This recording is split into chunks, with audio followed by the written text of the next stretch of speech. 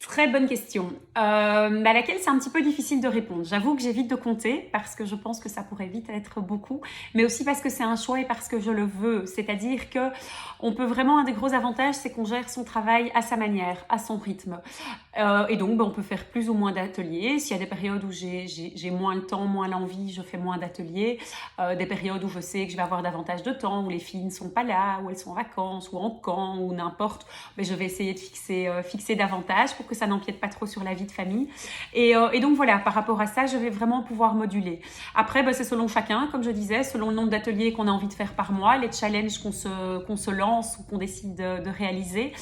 Et aussi ce qu'on a envie de faire à côté. Est-ce qu'on a envie d'être dynamique sur les réseaux sociaux? Est-ce qu'on a envie de partager? Est-ce qu'on a envie d'être proche des clients et les relancer de temps en temps? D'avoir des contacts avec? Donc ça, je dirais, c'est très très personnel.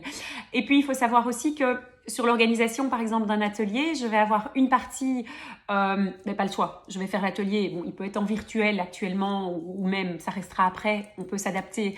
Alors, je le ferai de chez moi, mais il y a le temps de l'atelier en tant que tel. Et si c'est en présentiel, le temps des trajets et tout ça. Mais après, le reste, la préparation hôtesse, on peut choisir le moment et la préparation des commandes, ça aussi, on peut vraiment le faire à sa meilleure convenance. Donc moi, par exemple, les préparations de commandes, ça n'empiète vraiment pas sur la vie de famille. Ça parce que soit je le fais quand les filles dorment et des soirées où je suis seule, soit les filles m'aident tout simplement. Ça les éclate, elles adorent, elles connaissent les produits, elles collent les petites étiquettes, elles font les sacs et tout ça. Et voilà, c'est des petites choses assez faciles mais que j'arrive à caser quand je veux. Et puis tout ce qui est réseaux sociaux, c'est quand j'ai envie, quand je suis inspirée, quand j'ai le temps. Et le fait de pouvoir programmer, c'est facile aussi. Quand j'ai un peu de temps, je prévois quelques trucs pour les semaines d'après.